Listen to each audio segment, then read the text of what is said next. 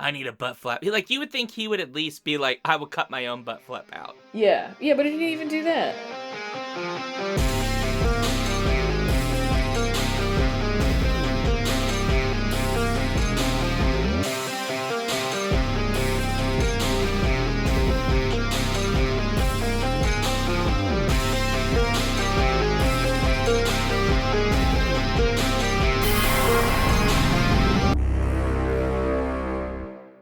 Welcome to the Skiffy and Fanny Show, Torture Cinema. Excuse me, sir. I'm white. Honk honk. It's still funny. Even though I knew it was coming, it's still funny. Because this movie's ridiculous. So ridiculous. So I'm Sean, and on today's show, we're going to tell you what we're drinking and discuss 1975's The Giant Spider Invasion, which our Patreon supporters selected because they're monsters, which is suitable because this was a monster-themed poll in honor of my guest today, who is fabulous and wonderful, and that is Tanya Ransom. Hi, Tanya. Hello. This is your fault because you were like, I want to do October-related stuff, and I was like, great, let's do the Halloween one. Yes. And you're like, just make a poll, and I went, great, I'm going to do really bad monster movies, and here we are. And I'm super excited about this. This is a terrible movie, but it's going to be a great discussion. Well, before we get to that subject of drinking and the summary and us talking about the movie proper, reminder for folks, if you have seen this movie, and if you haven't, it is free on Tubi, but is also on YouTube, I found out, for free. Probably not technically legal, but I don't care. Go watch this movie and then let us know what you think about it. But you can also let us know about past episodes, and you can do that at skiffyfanny.com/listener suggestions. So we're working on that mailbag episode, and I would love to send questions to Tanya about Tanya's opinions about this movie, and then get Tanya's answers. Do that if you dare. And Please. On that note, Tanya, what are you drinking? I'm drinking my old staple, the Kraken and Dr. Pepper. I gotta try that. I don't have any Kraken in the house, but I gotta try that at some point. Well, that should be illegal. You should always have Kraken in the house. Fair enough. Okay, you're right. You're right. I'm a monster. You are. Is it good, though? It is really good.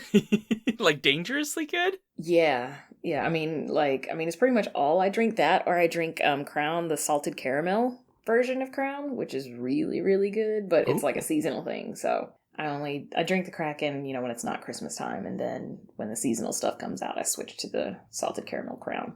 You do know you can buy extras of the seasonal, and then you can have it year round. I do, and they almost always last me all year. Like, I just drank the last little bit of my last bottle, but yeah, I usually do stock up. Like, whatever they have left over, in January, like, I'll buy the whole shelf. Oh, yeah. Give me 10% off. Go for it. Yeah, I look like a total alcoholic when I do it, but, like, I want it all year long, so... So, me, what am I drinking? I'm drinking something that's green, which Tanya can see and nobody at home can see. And it is what I am just going to call a Toxic Spider cocktail, which is a version of the Silver Spider cocktail, but because I don't have white creme de menthe, I have put regular creme de menthe, hence why it is bright green. And this has triple sec, creme de menthe, vodka, and white rum in equal measures, all in the same glass. And I will tell you right now, it was a mistake. Because it is strong. I should have used Midori for the green, I think. It would have been better off. But yeah, because the nice sweetness from Midori would have been like, oh yeah. Yeah, you're going to try that and let us know what it's like. I will do it with Midori, absolutely. I love Midori, but this is a toughie. Oh boy. Well, it looks like NyQuil is what it looks like. Like the original NyQuil, that's what it looks like. You know what? If you took NyQuil and make it mint-flavored, that's kind of what this is like. That's what it tastes like? Yeah. This is not selling this no, this is not me, good. Right? I do not recommend anyone try this. This is like medicine. Like, this is like Mary Poppins showing up, but like Mary Poppins has been smoking for a couple of years and is like, spoonful of medicine, like all that stuff. Yeah. Well, there we go. We got the drinks, and so now it is time for a summary, which is a big deal because this movie is very 70s. Yes. I have been elected as the summarizer of the basic premise of this movie, which I just want to note is not going to explain any of the 800 side plots that are not at all resolved in this movie one bit. So, I think off podcast I was describing this movie, and I think quite accurately, as the giant spider invasion is what happens when you take Gilligan's Island, Beverly Hillbillies, and then merge it with like any 1975 like TV movie. And that's what you get. It features among its actor list none other than the skipper himself, as well as a bunch of other very well-known character actors and other people of varying degrees of questionable quality. And one dude that looks like Ron Jeremy's dad. Dr. Mance. Does! Oh my god, is he though? He might be his dad. No, yeah. We looked it up and made sure. Like, I have a whole story about this dude that we will tell when we get into talking about the movie. Because, yes, I researched that. I was dedicated. Oh, it's so ridiculous. Yeah, so this movie's basic premise is, I guess that spiders from a meteorite land in, like, the middle of nowhere. This is filmed in Wisconsin, but I don't think that's where it's actually set. And they send out a bunch of geodes which have tarantulas inside them that grow into giant spiders, and this small town has to deal with these spiders invading. And that's kind of it. Except for all the side plots, including a big thing with a fundamentalist preacher, a very strange relationship between family members and non-family members, and then family members that are in-law family members. So confusing. Who is related to who in this? I don't know. Yeah. It's so confusing. I ended up watching, like, the Mystery Science Theater 3000 version of the movie. And when I rewatched it, I realized how all those people were related, but the first time I did not catch it at all. I was like, wait a minute, is he, like, hitting on his wife's daughter? Like, what's happening here? And then I realized, oh, okay, wait, no, it's not quite her brother-in-law. Yeah, like, it's his sister-in-law, but it's still super fucking weird. Let's unpack this Gordian knot of family relations. So there is a family that is known as the Kester family, and the Kester family features Ev and Dan, who are married. Dan is not related to Ev's sister, but is therefore now brother-in-law. But he also has a cousin who is a jewel appraiser, I guess, who also wants to have sex with who is now his cousin-in-law, because they're not related.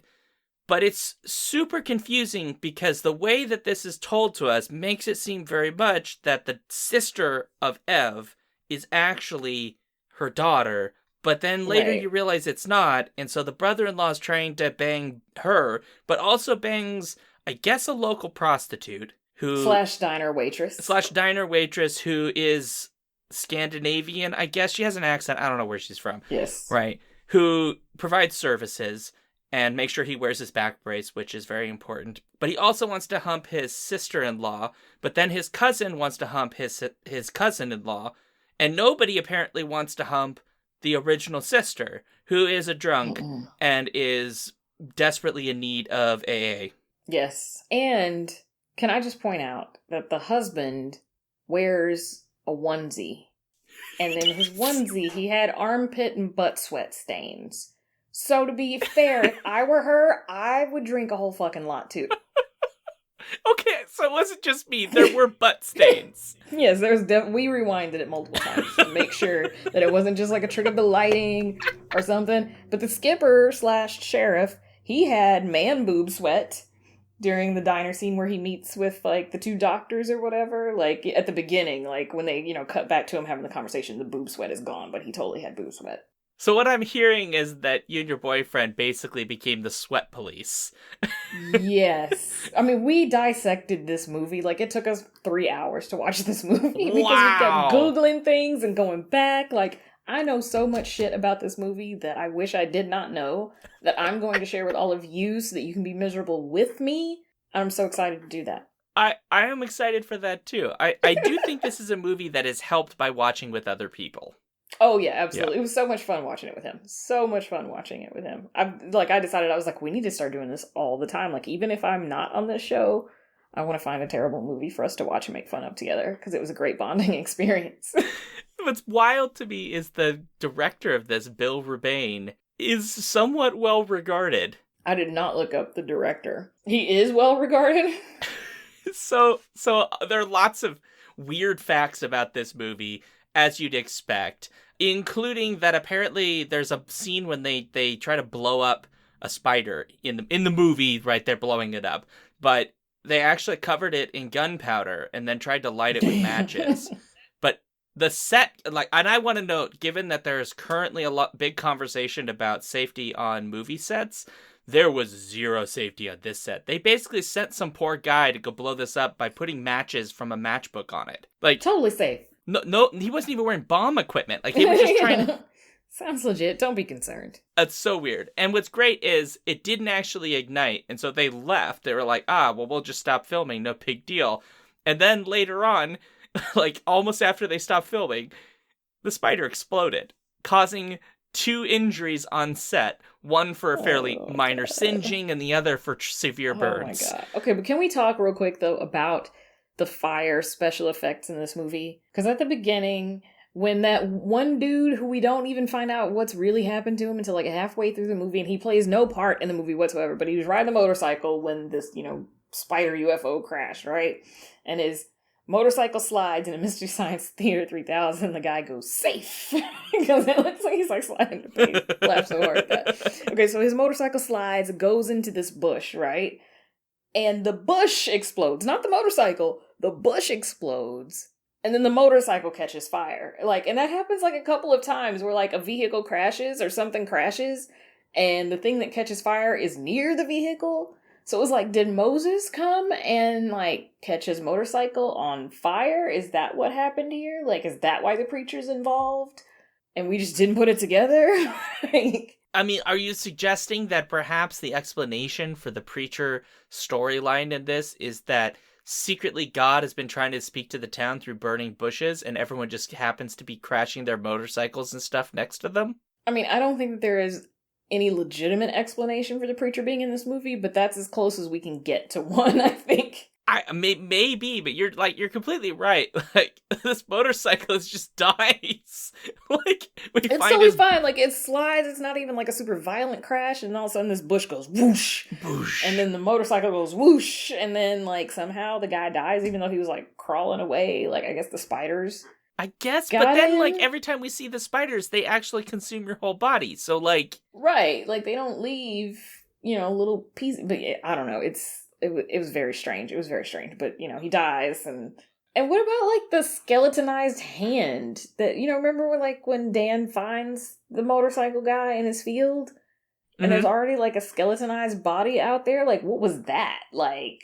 It's never explained. It's never explained. There's just, like, some random, like, fleshless corpse in his field, and he's like, oh, here's another corpse. I guess I'll bury them together. I found so many corpses, Ev. Right? They've got, like, a spot for the corpses. That's the moment, too, when he's talking about all the bodies he's found, and she's, like, blending up, like, a... Right. Tomato juice and vodka or whatever. Mm-hmm. And a spider's in the tomato juice vodka that she blends up. It's just like, how would you really be able to tell if it was in there with as much vodka and tomato juices in there? Yeah, there's no way. The way that she was like, yeah, it's the worst thing. It's like, come on, like that's not what happened. Given how drunk you already are, lady, you really there's no way. Noticed. There's no way. And can we talk about how like there were spider webs everywhere? And she's like, there's spiders everywhere. I'm having a really bad day. I need a drink. And it's like, well, bitch, fucking like clean the house. Maybe you wouldn't have so many spider webs. Even Dan at one point says that. He's like this house is falling apart. No one's cleaning it. And that's when he hits on his sister-in-law. Right. Because, of course. Oh, speaking of, there was so much shoddy camera work in this movie. Like, half of it was blurry. Unless there were tits or ass in the frame. And then it was crystal clear. Well, you never waste footage when it comes to a TNA shot. Absolutely not. No, actually timed a scene later, like the longest point where it was like blurry was 1 minute and 10 seconds. Everything was blurry. Like even when they switched camera angles, it was still blurry. And I'm like, you can go 1 minute and 10 seconds with it all blurry. But the 5 seconds that we're zooming in on her tits is like 5K TV from 1975. Because that's the day that they were on set for a whole week on one scene, and he's like, oh, it's still blurry, gotta do it again. And none of them were actually blurry. He just wanted to shoot it over and over. I mean, here's a crazy thing. Here's a thing that will boggle people's minds. spent $300,000 on this movie in 1975 bucks and made $15 million on it at least. I know. I was looking at that because we were talking about it before we started watching the movie. I was like, I want to see how much money this movie made, because he was like, you got to think of like your things that you like and things you dislike. And I was like, well, and a thing that I can like about it is that like it gives me hope that I'll have a career as a screenwriter, because if this movie can succeed, and then I looked up like how much money it made, and I was like, maybe I'm trying too hard, like. Maybe that's my problem. Maybe I need to write shitty things that are really low budget, but somehow people love and they want to spend money on, and like make a shitload of money for somebody with something really terrible. And maybe I'm working too hard. Maybe that's what it is. I don't know. I think that's probably as good an explanation as any. Yeah. Oh boy. Well, okay, we got to get to likes and dislikes. There's a lot to talk about this movie, so it's going to be a rambling mess. You're going to have to deal with it. So Tanya, I want to know what your one like about this movie is, of the many you could possibly have chosen, because this is such a tour de force. Yeah. I'm gonna have to say that my biggest like for this movie was that the skipper was in it. Alan Hale Jr. Yes. Yeah. I mean, he wasn't like super great. No, he's just himself. He's clearly like, he is definitely like, he's got one persona he can play and that's it, But it was the skipper, and I got to see and I hadn't seen the skipper since I was a kid, so it was like a great little bit of nostalgia that I got to enjoy, and remember Gilligan's Island and how much I used to love that show and watch it all the time as a kid. So it brought up happy memories for me that the skipper was in this movie, even though he was terrible and had titty sweat.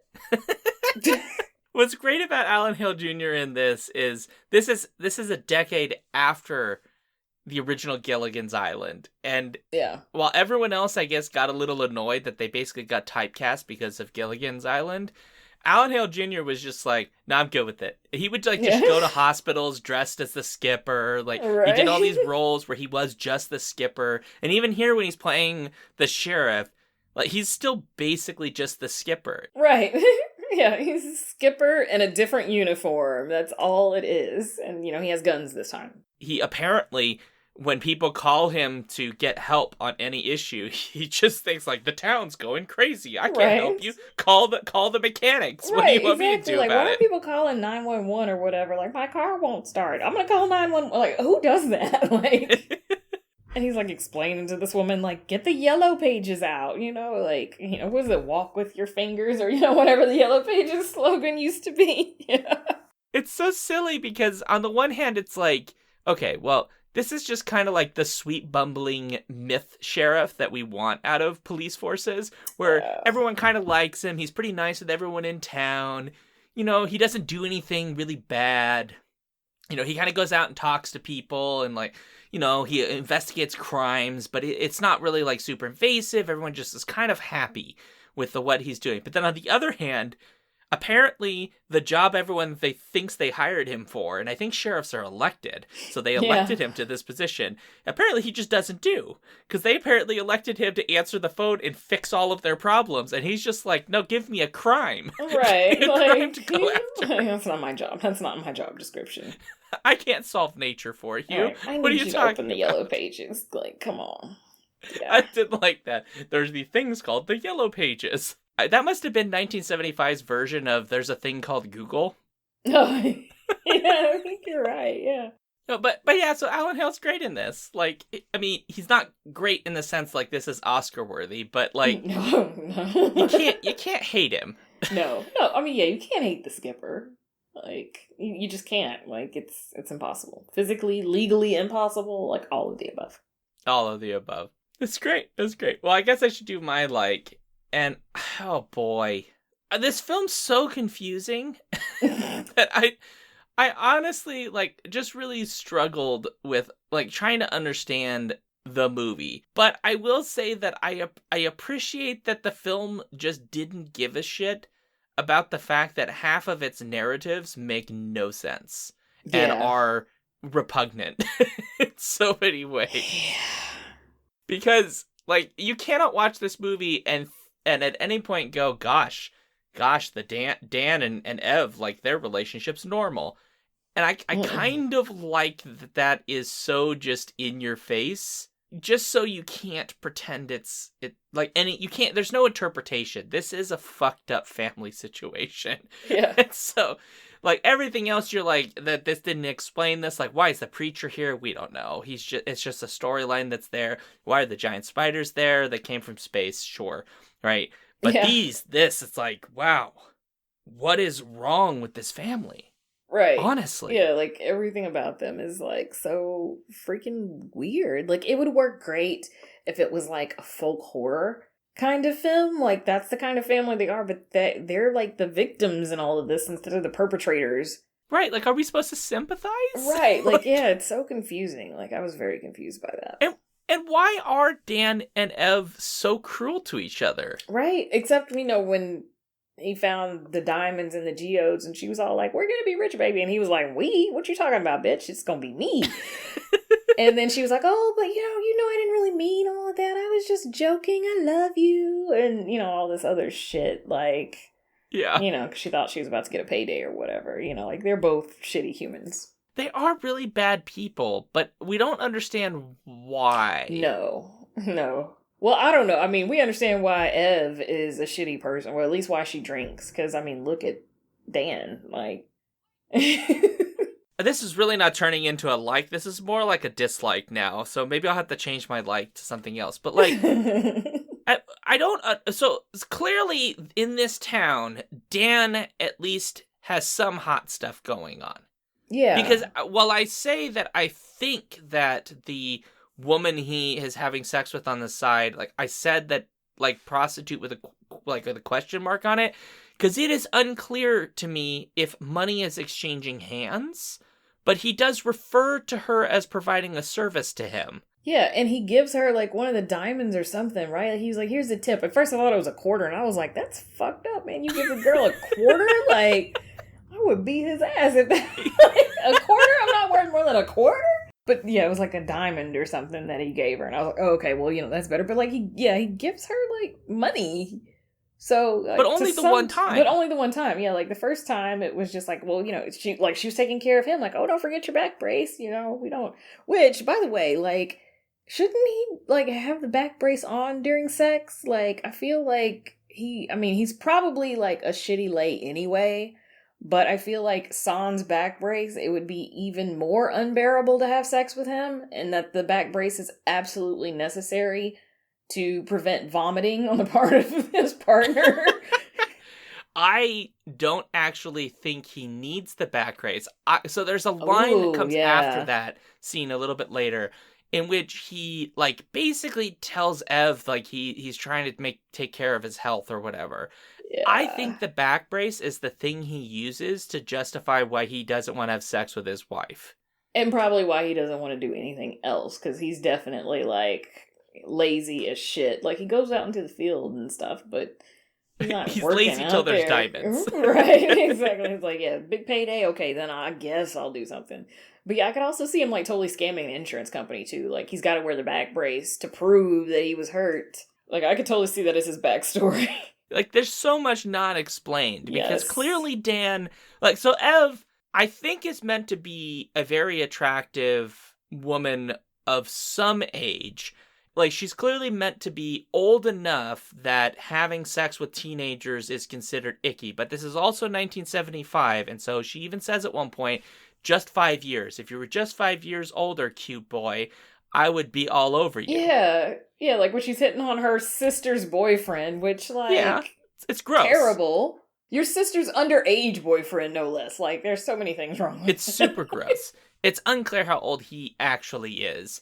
That's true. He may not be underage, because he, like, works for the newspaper, so he's probably actually of age, but still, it's super gross. It's super gross, but it's implied the way that she says it that he's not of age. Right, but he's got a job at the newspaper, so it's like, do they really hire 16-year-olds to, like, I mean, because it's not just, like, a job that he has, but he, like, has some sort of agency there where he can suggest stories, he's not just, like a proofreader or something, like, he's obviously, like, got a little bit of clout at the newspaper. I don't feel like a 16-year-old would have that. Like, he's, I would think that he's got to be at least, like, 20.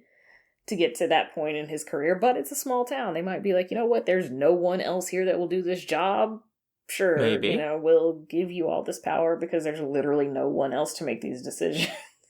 Like, it's certainly not clear, right? Because when the, like, really gross cousin or whatever, the rock like, guy. cousin, Tan's cousin, is it Dutch or Dave or whatever the Billy? Rock guy. Yeah, rock guy.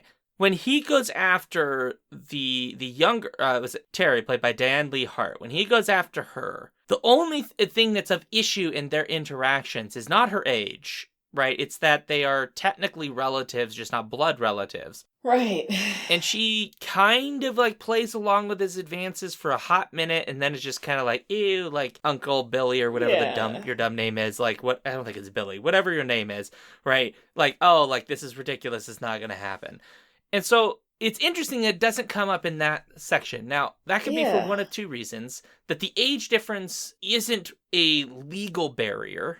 It is a personal limitation that Ev won't have sex with the young boy solely on the grounds that he's just not old enough for her, which isn't an issue of his legality. It's an issue of her own personal standards of age gaps of how she feels about them, which, okay. Yeah, I don't see her having those standards, though. She can't, I don't think she does. And so it's possibly the alternative, which is that in this world, and I suppose also 1970s America, men's standards of what is considered appropriate just simply are lower than a drunk woman's standards of what's appropriate. Fair. Yeah, fair. Which is to say that the men do not care that she is underage because both Dan, the brother-in-law, and Rock Guy both hit on Terry and want to have the hanky-panky with her. And yet, neither one of them seems perturbed by her age. Right. Yeah, well, I mean, like, she even makes a comment when she's talking to Dan. She's like, you know, like, you used to spank me. And, you know, like, she's like, you used to get your jollies off because, you know, because, like, you know, he helped raise her, basically, apparently, like, which is even more disturbing if he acted as, like, a father figure for her. And now, you know, that she's, you know, grown up. Right. He's all, like, trying to slide it. Quote, like, unquote. Like, come on. Like, I mean, obviously, he wears a fucking onesie, so... And I mean, not even like a cute onesie with like unicorns and fuzzy and warm and all. Like, he wears like a literal shitty ass onesie that he's like sweat through so much that I cannot imagine that any soap on this earth is strong enough to clean all that sweat out. Like, it's a very well worn onesie. That onesie used to be white. You know what? I looked for a butt flap. I wanted to know if it had, like, you know, like the kids' onesies have, like, the butt flap where you can, you know, like, wipe the butt or change your diaper or whatever.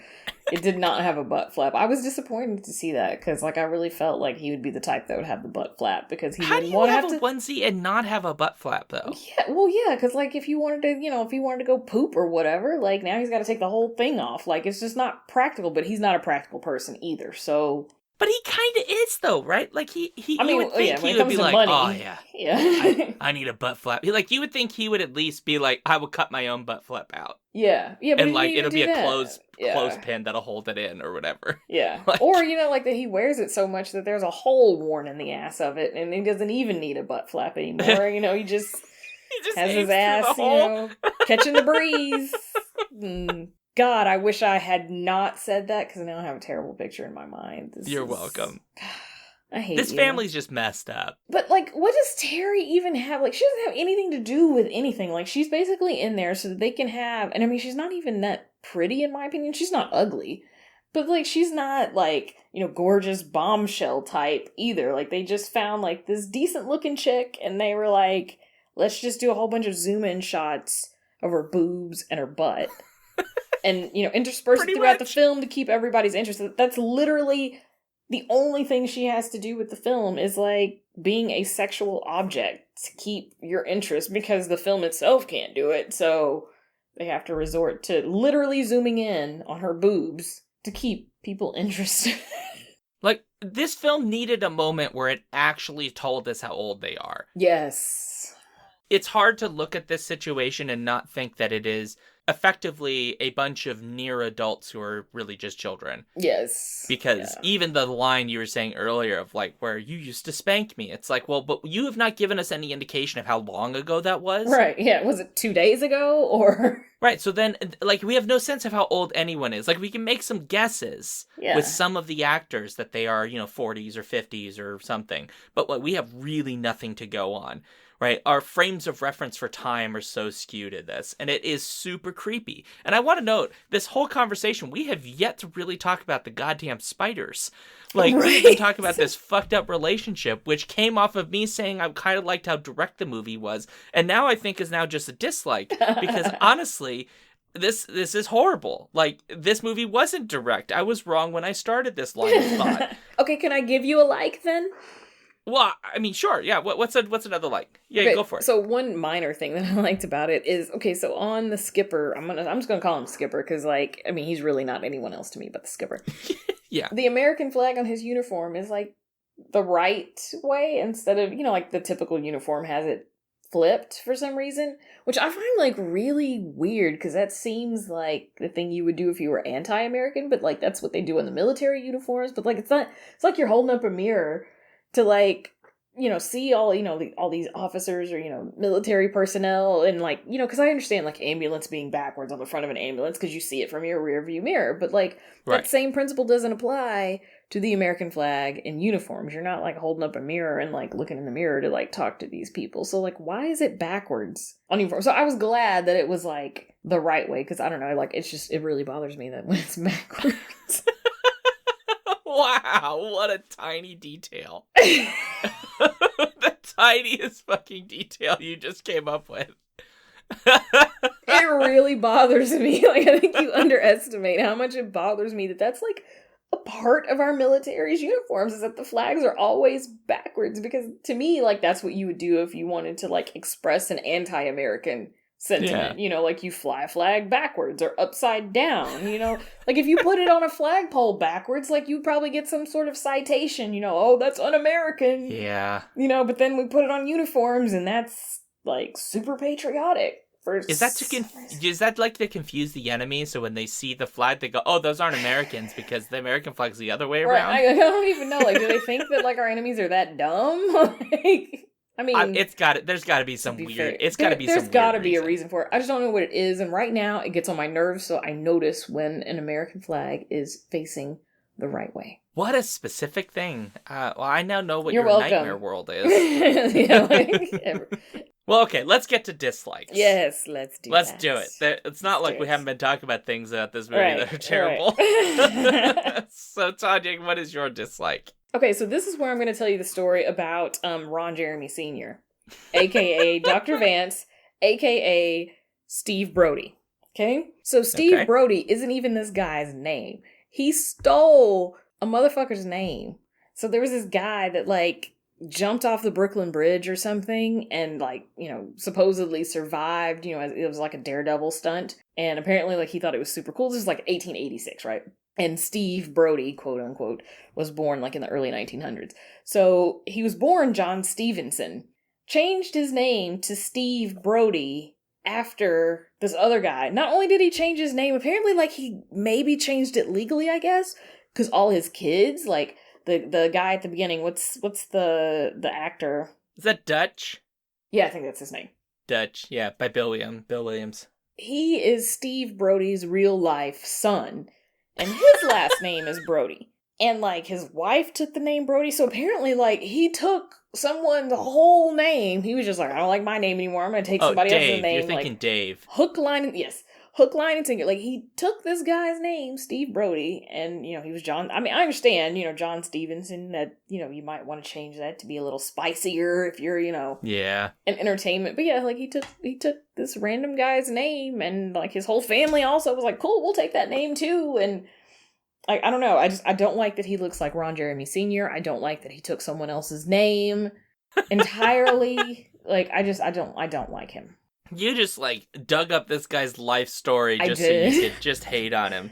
I did. Well, I mean, we saw that he looked like Ron Jeremy Sr., and then we had to figure out if he was actually Ron Jeremy's dad. And then, like, in the course of figuring out whether that was true or not, then we learned that he was born John Stevenson and he changed his name to Steve Brody, and then we learned why he changed his name and the fact that his entire family changed their names too. And so I just don't like him because he's a fake. Well, I'm glad that you've brought up Dr. J.R. Vance, because this is one of the many subplots of this story, right? The main story being big old spiders come from space out of a meteor and pop out of geodes full of diamonds and then, like, grow into giant spiders. But the other storyline that's going on is what I would call an adorable romance between two doctors, in which Dr. Vance meets one Dr. Langer, Jenny Langer, played by Barbara Hale, who I'm going to assume is not Alan Hale's wife, but who fucking knows? Yeah, no, I don't think they're related in any way. Probably not. It's just they wanted to be confusing. And this story I thought was really cute, and this is actually a like, now that I realize that. Okay, so we're just flipping your shit around is what's happening here. Okay, pretty cool. much. But, like, I like that so the idea is, like, he is sent in, he's going to this observatory to talk to a Dr. Langer, who's, like, knows some stuff about all these weird readings they keep getting. And he assumes that, oh, well, there's this woman here. Well, I'm here to meet your husband. Well, I'm not married. Oh, well, I'm here to meet your father. Well, my father's dead. Or I'm here to meet your brother. Oh, well, my brother is, like, a dentist or whatever. And then it's the moment he realizes, oh, this whole time I have assumed that a woman could not be Dr. Langer. And then he, like, instead of going, like, oh, I guess this is not where I need to be because, like, you're a woman. He just goes, like, ah, shit. Like, he basically Right? just kind of admits, like, Yeah, because I mean, like, one, like, I can understand him maybe making the mistake, the first time, but then, like, he doubles down on it multiple times at this point. He's like, oh, well, it must be, so and so. And it's like, he's a doctor. He should be smarter than this. Like, he should be like, oh, okay, my bad, it's you. But, like, he keeps like, oh, well, let me think of another male relative. Like, but afterwards, right? Like, he doesn't continue the thing of, like, oh, well, now I have to challenge because you're a woman. You can't possibly do this. From that point on, he is like, oh, like this woman's you are a super colleague. smart. Yeah, exactly. Wow. Like, he definitely treats her like a colleague. Like, at the beginning, right? He's, like, totally wrong. And I suppose it makes some sort of sense because it's 1975. Exactly. There probably are not a lot of women in this field. Yeah. Yeah. So he's made a stupid assumption, which he shouldn't have made. But and then afterwards, instead of treating her as though she can't possibly know what she's talking about, he's like, oh, I'm totally here. And then they kind of flirt a little bit. Yes. I do love cute. that. I do love that. But yeah, it's kind of hard to watch someone who you have decided is Ron Jeremy's dad flirt with anybody in a film at that point. It kind of ruined it for me when we kind of had that realization. So yeah, like, I would have liked, I think, the romance aspect of things if I hadn't decided that this was Ron Jeremy's dad. Yeah. Question though. Yeah. I don't know if you're gonna have to cut this out or not. We'll find out. Do you think Ron Jeremy Sr. would have a very giant dick or a small one? It can go either way. And I think it really depends. Really, the thing that would be the telling factor was if Ron Jeremy has ever told us about the moment he was born. Because if the moment he was born, the doctor went, what the fuck? That is a large wart. Or something like that. Or like, wow, that's a growth we're going to need to check out. Then we would know, like, okay, okay, he is unusual, right? Because even the dad would be like, oh boy, like, this thing is, like, out there. But if they just went like, oh, he looks kind of like his dad, then maybe his dad does have a giant dick. Maybe. I don't get it. Like, were there no other more attractive dudes with big dicks back then? I mean, there had to be. Just, right? Like, I don't understand. Like, they found the grimiest, grossest looking dude, and they're like, he's got a big dick, let's go. But like, they've had no shortage these days of big dick dudes. No. Like, they can find them everywhere. There's so much big dick porn out there. Right. Of dudes of all types of attractiveness. Right. Like, yeah, I don't get it either. But I love how our conversations have twice in a row now devolved into porn. I mean, whatever. Who I mean, cares? last time it was like wiki porn or something, right? So. Yeah. You started this. You took us down the Ron Jeremy route. This is my fault. Last time it wasn't. Well, was it my fault last time? Probably. Yeah, you're probably right. It's always my fault. I mean, to be fair, I have no problem with it because, like, who cares? Like, exactly. I'm 38 years old. I'm going to talk about weird shit. Who cares? I mean, don't people tune into this to listen to people talk about weird shit, though? So, I mean, given the number of times Alex and I have talked about strap-ons at this point, yes. If they're not tuning in for that, you've made a bad judgment call. You took a wrong turn. Stop immediately, hit reverse, and get the fuck out of here. You don't belong here. Tanya, I gotta know, you have more dislikes, don't you? Of course I do. I always have, like, a whole bunch of dislikes that I can share. Go for it. So there's a scene at the end where there's a whole bunch of white dudes with guns who are ready to go hunt down the giant spider because, white men are going to save us all, right? Obviously. White men, saved slaves during the Civil War, so they're back again to help us defeat the giant spiders. But there's, like, sheriff's deputy or, whoever this guy is. I don't know. He's got, like, the uniform on, but, he's not the sheriff because he's not the skipper. Right. Let's be straight about that. Anyway, he gets in his car, and there's this giant spider, like 50-foot spider or whatever, like, in the road, and he honks at it. Like, okay, first of all, even if this wasn't a spider, it was just an alien. Like, do you think an alien would understand that honking means I want you to move out of the way? Second of all, if it was a hostile alien, do you really think honking at it would be like, oh, my bad, I didn't realize that I was in your way, sir. Let me move out of your way so you can continue on about your day. Like, I feel like this is a very white dude thing to do, is like, I'm in the road here, I'm white, excuse me, sir. Please move, honk, honk. And then the spider's like, oh, sure, bro. So sorry. Sure. I'm sorry. I didn't even realize I was in your way. I got this big ass body, all these legs. It's hard to keep track of it all. Like, I will move out of the way expeditiously. But, like, I don't understand why you would honk at an alien spider. Like, I don't understand. That I see that as a very white dude behavior. Like, a black dude would not honk at the spider, Like, this is like getting to what, like, the way that horror has treated black and white people. Yes. It's like the way that a white person in horror, they see a situation and then go, I must investigate. Exactly. Right? But, like, in a horror movie, a black person's like, oh no, this is some bad shit. We out of here. We're gone. Like when they're picking up all the rocks in the field, like there's this mysterious thing that crashed and this, big red light that was out in their field that really should have vaporized them if, we really want to be real about it. But it didn't. But, like, they saw this thing crash out in the field, and then they go find this crash site, and there are a bunch of weird rocks that they don't understand, and you're like, let's collect them all and bring them in the house, and it's like, did they not understand radioactivity in the 70s? Like, I feel like they should have. They should. Like, I mean, obviously these people didn't, but they're, like, collecting all these rocks, like, let's bring them inside. And then, like, the guys are, like, breaking it open, like, with the fucking chisel and the mallet. Yeah. And first of all, like, when she brought him the first hammer, he was like, not that one. Like, she should have busted him upside the head with that hammer, but that's beside the point. He's, like, trying to open one of these geodes with, a chisel and a hammer, and it falls on the floor. Neither one of them noticed that a spider has come out of it somehow. No. Like, I mean, your whole attention would be focused on the geode at that point because you want to know what's inside of it. It falls on the floor, like, your eyes go with it. And then you see this tarantula coming out, and you're like, oh, shit, maybe we shouldn't have these rocks in the house. Like, very white person behavior. Like, black people have been like, I'm not taking these rocks in my house. Like, I mean, black mother, like, if her child came in with all these strange rocks, she'd be like, leave that outside. Like, we don't know what that is. We don't know where that's been. Like, no, get one of your white friends to open that and let us know what happened. It's one of those weird things where, like, I wonder if certain white communities, their superstitions about things, like, end at the line of the church.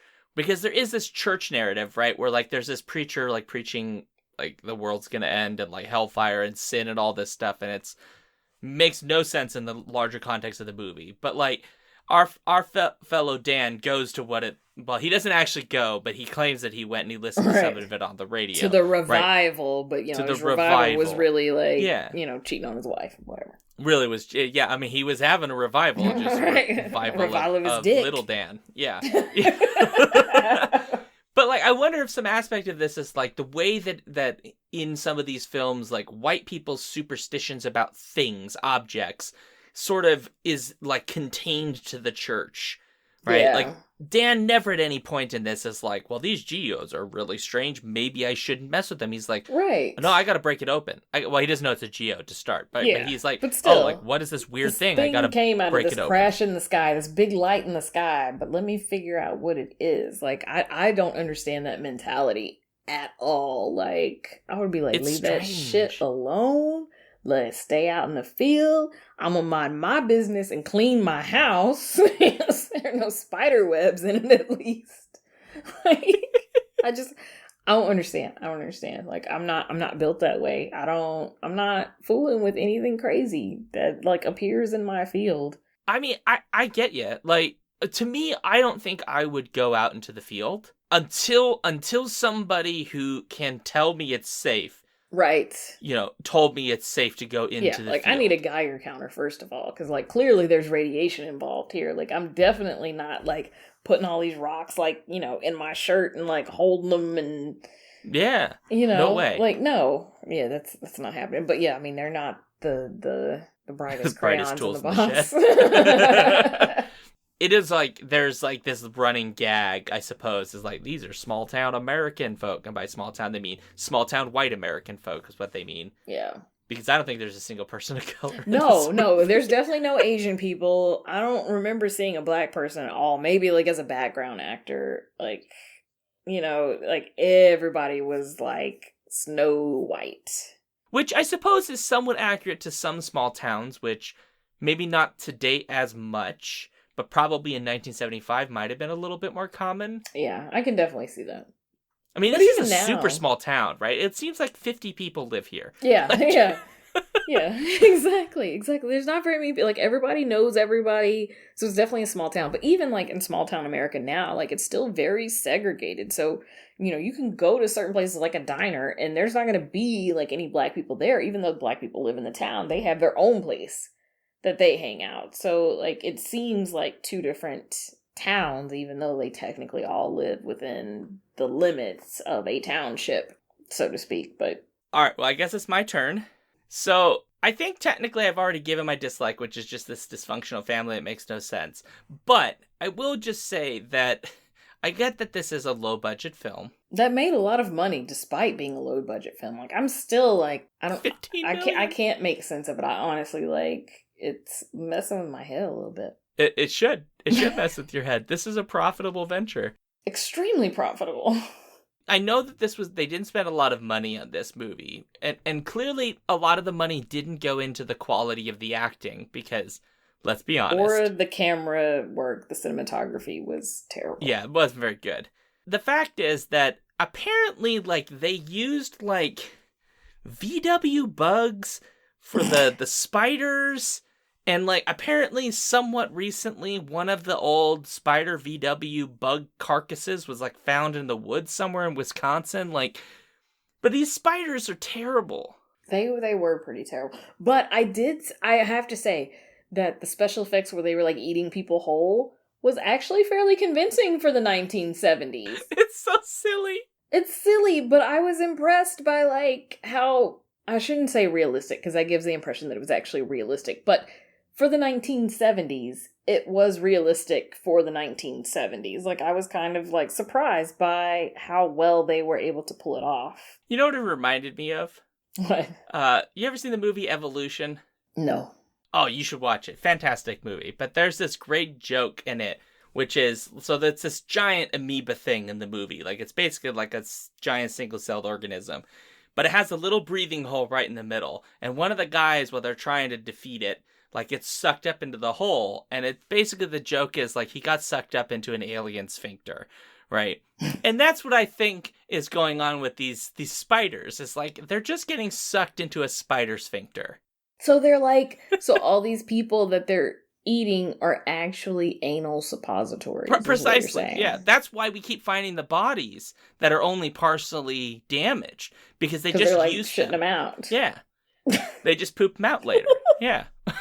So they like suck up all the nutrients like they would in a medicine, and they're like, okay, the rest of this carcass is useless. I'm gonna take a shit now. Blech. Yeah, they just like, yeah, just take it. They just bend over and like dump a number 2 in the woods. Yeah. I love your mind. I mean, like, think about it. It's not actually does a bear shit in the woods. It's does a giant spider shit in the woods. That's true. That's true. That is the true question right there. Yeah.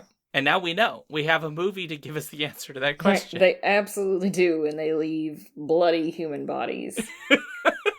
Who seem to have no visible injuries, actually. They just have blood all over them with no cuts, scrapes, you know. Well, I mean, let's be honest. This movie doesn't understand either how explosions or injuries work. No, none. It doesn't understand how literally anything works. Anything. So every time someone's getting sucked in, like, they just have blood splurting down. But it's like, but from what? There doesn't appear to be teeth. It's just a sphincter. Exactly. There was a guy in the car that was getting attacked by the spider's leg. Right. And there's the blood like, outside. On the outside. Like, he's inside the car being attacked. Like, is this the spider's blood that's on the outside? And if so, how is he doing damage to the spider with his, like, random flailing and screaming? Right. Like, in one frame, like, there's blood all over the windshield. Like, it's just, you know, cascading down. Like, blood is covering the windshield where you can't even see out of it. And then the next frame, it's like, there's just a little bit of blood.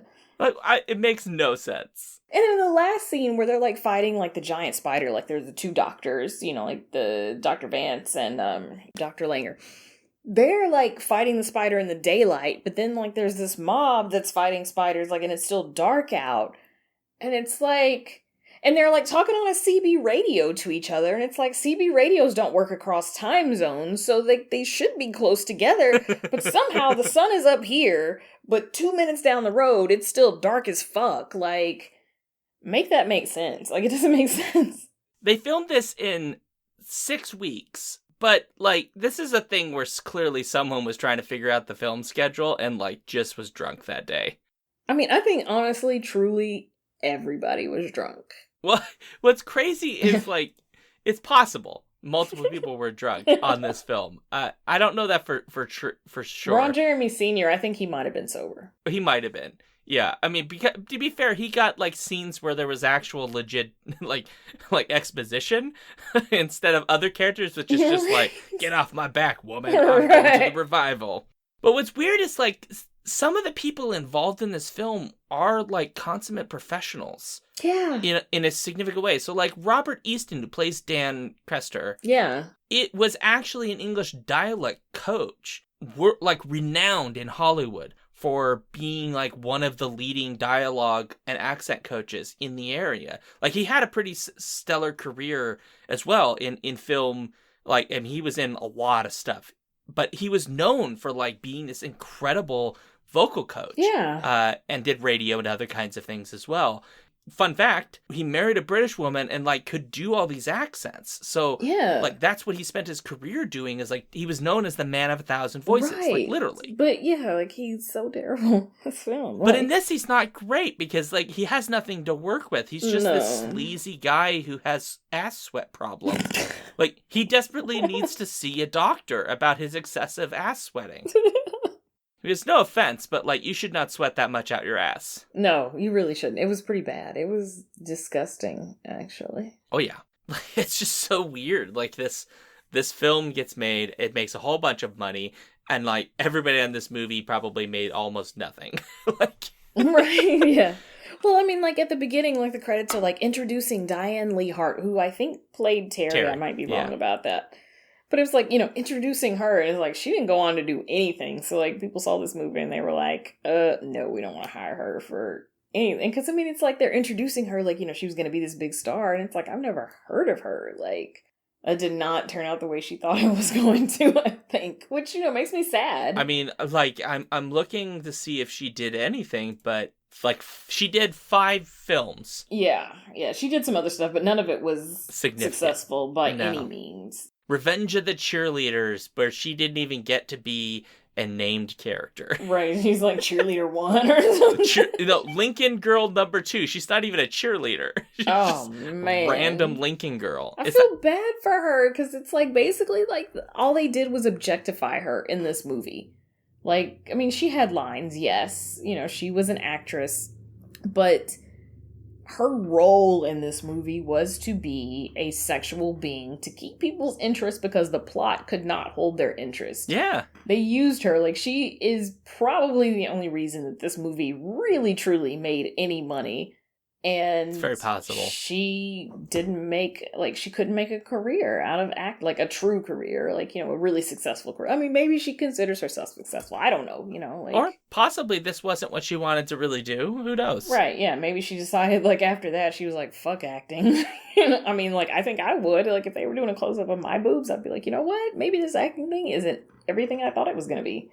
Yeah, it's kind of weird, because like Hollywood chews a lot of people up, you know, and spits them out. And obviously a percentage of those people really, like, this was their dream. They really wanted to have a career. You know, some of them wanted to be big stars, and some of them just wanted to be working actors. They wanted to be able to make a living doing the craft they love. They wanted to play these characters. And other people, like, probably got sucked in. You know, like, someone was like, oh, like, you can kind of act. Like, would you like to be in like, a Tommy Wiseau movie? Good luck. And it's hard to know at any given point, like, how many of these people were chewed up because they got put into a movie of, like, questionable morals. Right. And how many of them were, you know, which ones were in these categories.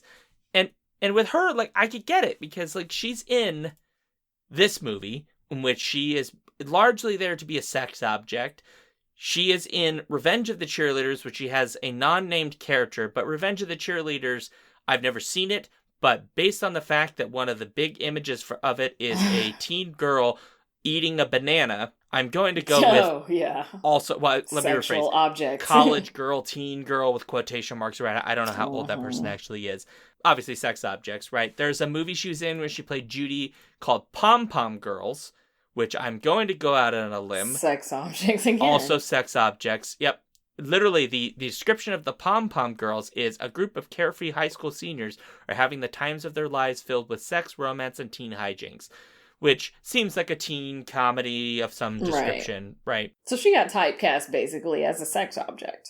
It's hard to know what happened, but, like, her career clearly died. She only did 5 films between 1973 and 1976. Yeah, and that's sad, because, like, it wasn't that she was a bad actress. Like, Sure. I think that she could have done some really good stuff, but I think that she definitely did get pigeonholed into being somebody that they could do these close-up shots of her boobs and her butt to, or, you know, showing off whatever to try to keep people's interest in a film where the writing wasn't up to par.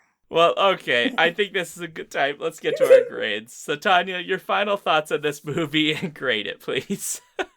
I'm gonna give this movie a C-. It was terrible, don't be wrong. Cinematography was terrible. It was blurry, like, through at least 20% of the film. You know, another 10%, it was dark. Like, actually, I was watching Mystery Science Theater 3000, and they were like, bold move not to include the audience, because there was, like, this scene where it was, like, super dark. Which, it's on Tubi, by the way, if you want to watch the Mystery Science Theater 3000 version of this. It's incredibly hilarious. I still fell asleep during it because I was really tired, but super funny. But I would give it a C- because the cinematography is terrible. So many plot holes, but I found it incredibly amusing in a lot of ways. And I think that it was more that I found ways to make it amusing because I was watching it with somebody that I love, and we both love making fun of stupid shit. So it was like a bonding experience for us. So I will give it some points for bringing people closer together. Fair point. As for me, look, this movie, I would agree, is so bad it's actually kind of hilarious. Which is part of, I did mention earlier, which was a thing that I struggled at times to figure out what parts were comedy and what parts weren't. Because I think this movie was trying to be funny, but I couldn't figure out where the funny parts were. Right. Like, in the sense of, like, the intended funny parts. Right, yeah. Yeah, like, all of it was funny. Yeah, I mean, that's like, movie's bonkers. Yeah. It's bonkers not in the, like, oh, it's heady way of, like, there's like, wild things going on, and no, this movie's bonkers because the things that are happening in the movie are just bananas.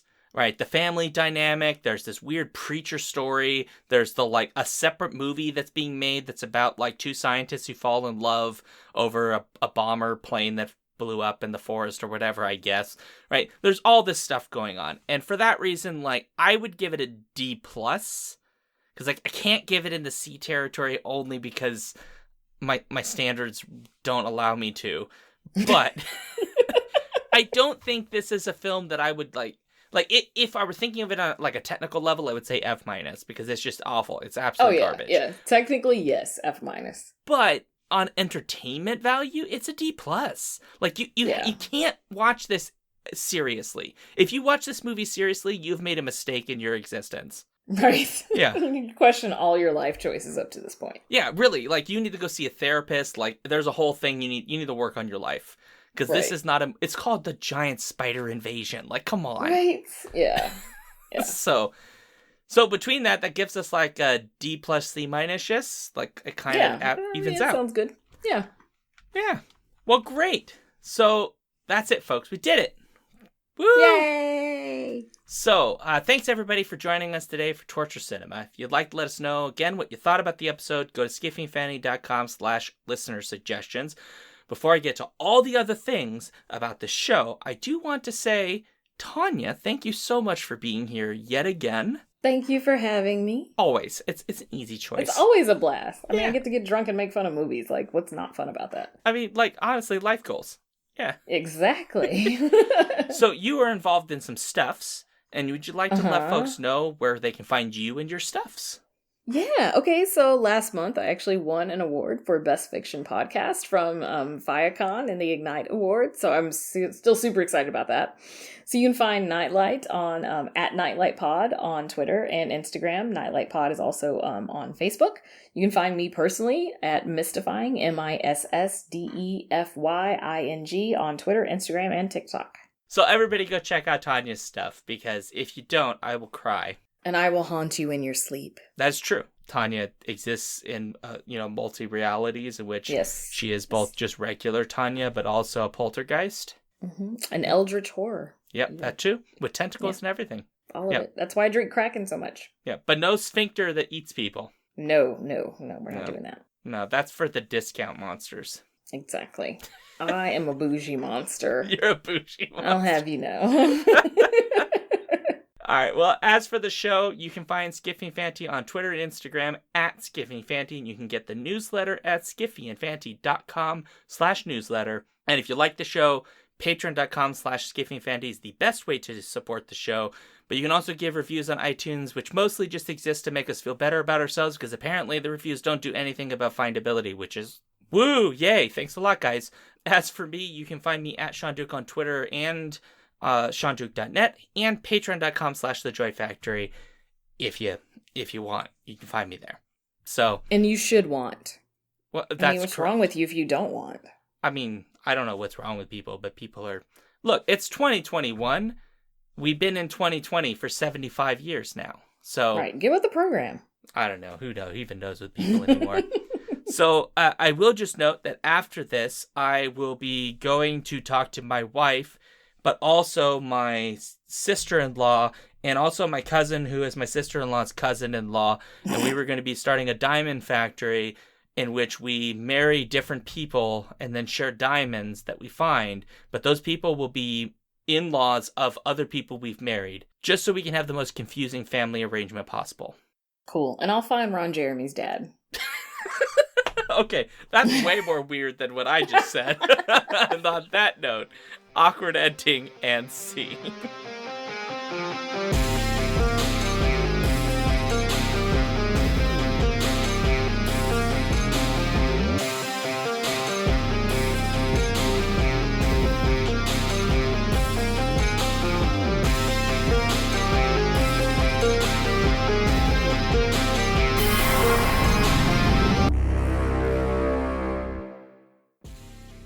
If you want to support this show, you can go to patreon.com/skiffyandfanty or skiffyandfanty.com, our website, where you can get access to all of our fancy things. Our music comes from Holy Mole. You can support him and his work at patreon.com/holymole. Thank you for listening.